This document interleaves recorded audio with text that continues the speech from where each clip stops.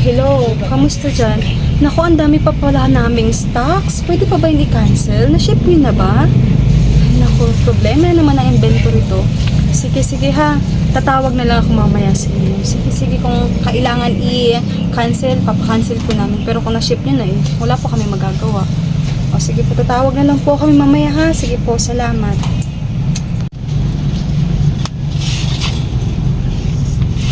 Uy, B! Kamusta yung okay business Uy, mo? kamusta ka?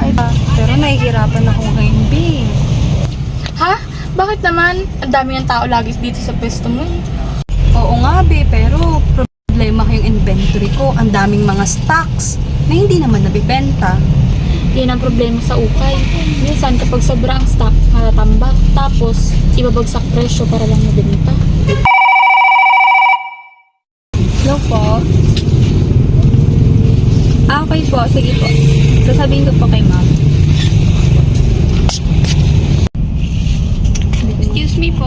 Ano yun? Ma'am, may mga paparating pa pong mga order ngayon. Hindi na po natin pwedeng makancel kasi po nasa shipment.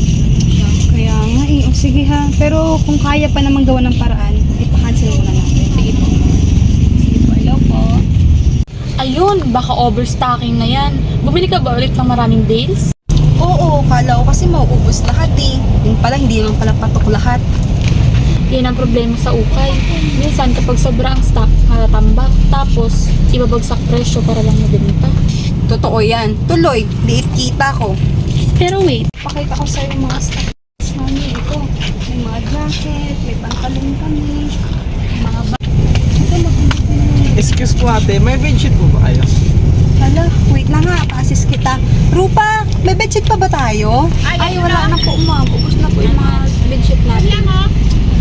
Pasensya ka na ha, naubusan kami ng stock Ano te, kanina pa tayo dito, nung oras na sobrang init pa Pinagdala mo pa ako ng payong, wala ka rin naman palang mahanap. Pasensya na po kayo ha, sige po magpapa-order po ulit ako ng bedsheet. Kami po kasi tara na babenta. Pasensya na po ha. Ayan, understocking na naman yan. Sayang sales mo dun. Kaya nga minsan may mga customers na naghahanap pero wala talaga akong maibigay. Sayang talaga ang sales ko. Isa pa, napansin ko, halo-halo yung mga display mo. Grabe ka naman, be. Pinaghirapan ko rin to ayusin pero ang hirap niya talaga ipagsama-sama yung mga sizes niya. Kaya nga minsan may mga customer na naghahanap ng mga size nila pero hindi naman nila mahanap. Hindi constructive criticism to. Kapag hindi nakaayos by size or category, nahihirapan yung customers.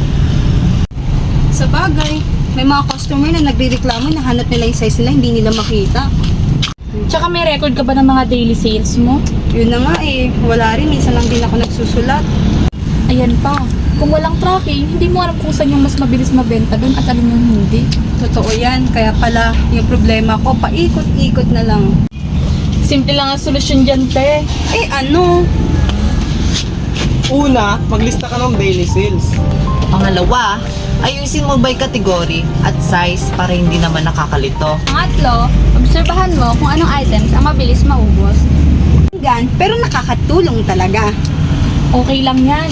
Sa ukay-ukay, hindi lang paramihan ng stocks. Dapat magaling ka rin mag-manage. Salamat, Arian ha. Para ka talagang business consultant ko. Okay lang. Libre ang consultation ko today. Ay, thank you, be. Sige, simula bukas, mag-aayos na ako para lumaki yung kita ko. Yan. Inventory management is the key, best.